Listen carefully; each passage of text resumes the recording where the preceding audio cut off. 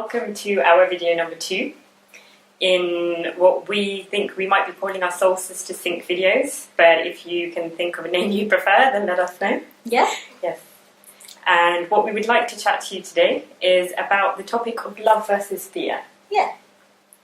So, we all go around the world operating from probably 2 different places. And one is that we're happy, we're joyful, we're feeling energized, we're feeling enthusiastic, and we call that love, for want of a better word to summarize all of those feelings. Yeah. Or we're feeling a little bit stressed out, we're feeling a bit confronted, we're feeling scared, we're feeling unhappy, and for want of a better word to summarise all of those feelings, we call that fear. Yeah. Now, the idea you might have guessed is that if we always operate from a place of love, then we'll always feel better than if we always operate from a place of fear. It's impossible to do that all the time, Yeah. but there's lots of tips and tricks that we can use to help us move to be operating from a place of love. Yeah. So I think one tip that we can give you is always assume the best possible scenario. So if something happens and your immediate reaction is, oh my gosh, that's happened, that's negative for whatever reason, either I don't like the way that person's behaving, or okay, it's reflecting negatively on me, question it a little bit and see, okay, what else could be going on here? Now, this is all about beliefs. So remember, you are free to believe whatever you want. So you don't even have to, I know people who will consult everybody to ask their opinion, to ask their advice, and that is fine. I'm not saying don't do that, but what happens then is you get a lot of their stuff, either a lot of their love, which is great, or a lot of their fear, possibly not so great. So focus in on you and just say, right, I'm doing the beliefs here, this is my reality, I'm creating my world here, what do I want to believe, and what is the most empowering belief for me? So you had a good example of that, didn't you, with the holiday? Yeah. Yes. So I'm going to be going on holiday this week, and the person I'm going with called me today and said, oh, have you looked up to see how we can get from the airport to where we're going? And this isn't the first time they've mentioned it, so my immediate thought was fear, and I was like, oh my gosh, I'm rubbish. They've asked me this before, I haven't done it. Maybe they're feeling like, why hasn't she done it? Very much a place of fear. And then I thought, what else could it be? What would be a more empowering belief for me? That would be that this person's just really excited. They didn't have to call me up in the middle of the day and say, ooh, have you figured out where we're going? What does that suggest? What could it suggest? Could suggest they're excited. And if I want to be really sort of like empowering for myself, maybe they're excited actually about going with me, which is a really uplifting thought. So choose the uplifting thoughts. Choose what feels good for you.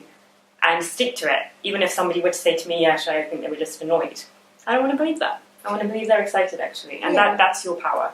And it is about you, because at the end of the day, you've got to go and look up, how to get from the airport to the hotel anyway. So, it doesn't really matter what the truth is. It's about how you feel. And if you actually go back to a situation where you were really scared and you were really frightened or really down, maybe your boss has called you in for a meeting and you don't know what the meeting is and you spend 3 days worrying about it.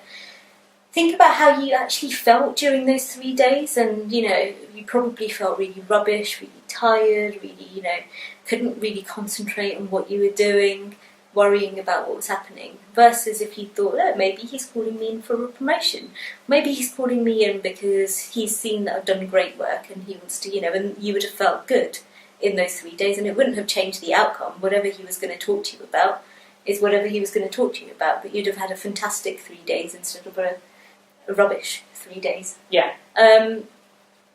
Fear can be useful in some situations, so it is there in your body as a mechanism to keep you safe. Yeah. So fear triggers the flight and fight response, and that can be really useful in certain situations. So if you're kind of getting a kind of funny feeling in your tummy when you get into a cab, then maybe listen to that just in case. Yeah. For example. But there are other situations where it's just your brain referring to your past, thinking, oh, in this similar situation something bad happened, so I'm going to create this fear response, and sometimes that's just not very helpful. Yeah, and actually distinguishing between those two can be important. So the tip I heard recently to distinguish, because I think what you mentioned touches very much on your intuition. If you're getting into a cab and there's a knotted feeling in your stomach, that could be your intuition telling you something. But for example, you're going on stage and your stomach's doing butterflies, probably not your intuition, that's probably just understandably nerves. So in order to distinguish the difference, the tip I heard recently, and I'll quote her, this is my quote, my coach Ashley, so I'll put the video in the link if you want to explore it more, is that intuition, the voice will tend to be quite soft. The voice in your head that's going off will tend to be quite soft. If it's fear, the voice will tend to be quite loud. Yeah, so if, I don't know, you're about to, like you say, go into a meeting and the voice is shouting into your head, you're going to get fired, you're going to get fired, you're going to get fired, probably fear, and like Artie said, you can probably reframe that. If you're going into a situation and intuition is telling you, actually, wait a few minutes, maybe go into a different cab. If it's a softer suggestion, that might be your intuition. And I'm still practicing as to how to tell the difference. But practice. Yeah, practice makes perfect with these things. Yeah. There are lots of ways where you can, if you find yourself getting into quite a low energy, quite a low vibe, where you're worrying a lot, there are lots of ways you can get out of that. And it doesn't all have to be, the deep work of understanding your childhood and where your fears are from. It can just be, jumping up and down on the spot for a bit to get your endorphins flowing, or listening to a great song, or something that we love is anchoring, which I will put a link to in the video below about how to anchor. But an anchor is great because you can fire it off, you can use your body to fire off like any emotion that you want to at any time, and that's amazing. Tony Robbins, if you guys have heard of him, uses anchors a lot when he's talking. So he is a coach who works internationally with thousands of people in a room. And when you see him speak, he uses a lot of gestures like that and like that. And not only do they punctuate his talk, and he's very energetic, so not only do they punctuate his talk, but they're anchors that he set for himself to get himself energised and confident. So you can do that for yourself really easily. It takes you 10 minutes to create an anchor, and then you can use that in whatever situation you want to use it in. Yeah, it's super powerful. Another super powerful way is to get yourself into a place of gratitude. And this, I'm trying to do this now. When I find myself getting into a negative funk, I'm like, okay, hold on a second. What can I be grateful for? So let's say if I'm irritated a little bit about my job, well, there's millions of things I can be grateful for about my job. Just the fact that I have a job, for example, the fact that I get paid to come to work, the fact that I'm in a lovely office, all of these things. So practicing gratitude is a really great way of basically instantly getting yourself into a place of love. I think, isn't it? I think it's impossible for you to feel grateful and depressed at the same time or something. Yeah. So that's a really powerful way. And in fact, actually, any of my 3-minute stress busters, which I've put up recently, will work. So just pick your favourite one. They're on Instagram and Facebook. So just scroll through them and see which one takes your fancy. Yeah. Different things for different times, I think, for me. I like being silly a lot, so... Yeah. Humour is a great one. And actually, sometimes I anchor to a comedy show. Yeah, so if something's made me laugh, then I'll anchor to that. And that can be really powerful. Yeah. Okay, so I hope you found that useful. I don't think there's anything more we wanted to say. No. Should we do our call to action then? Let's do our call to action. So we've got a bit of a challenge for you guys now. We thought that if you spend 5 minutes a day just thinking about a situation that brings you down, so it could be that you don't like your job, it could be a certain person that you don't get on with very well, and just think about that situation and bring love into it. And when I say love, whatever that means to you, so it could be gratitude for the person or the job or whatever it is.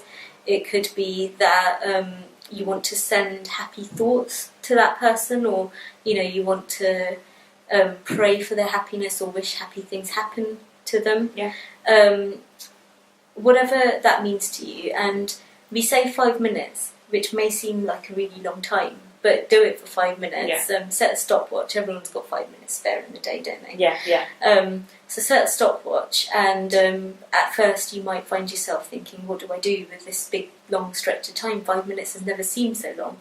But then as you do it over the days, you might find it getting easier and easier, and you might find that actually I wouldn't even say might. I think you will find that as your own thoughts about the situation change, you go in there with a different energy, you go in there with a different vibe, you go in there with different reactions, and the situation will change for you. Yes. Which would be amazing. So do it for 30 days, 5 minutes a day, and we're going to do it too. So we've challenged each other. We are. And I would say write it down, right? Yes, so that's a great tip. Yeah. So it's really easy when you're kind of thinking something for 5 minutes to assume you've done the work, when actually you've been thinking about what you had for dinner and what you've got to, And when you're writing it down, you really are holding yourself accountable. So for 5 minutes, if you're writing, lists of things that you're grateful for your job, or you're grateful for a person that you don't get on with, or whatever it was that you wanted to work on, then you'll have something to show for at the end of that 5 minutes. And then when you are feeling down about it, you've got something to read back to yourself as well. Yeah. And if you feel resistance around this, all the more reason for you to do it. So I'll tell myself, I'm like, okay, I need to, pour gratitude into this. I'll do it a bit later. I'm still annoyed. No, it's the time when you're annoyed. I know it's going to be a bit tricky, but that's the time when it's really powerful for you to reframe it. So maybe come up with the time, right? If you go to bed approximately at 11 o'clock, right? 10:45 every evening, I'm going to commit to doing this, even if I don't feel like it.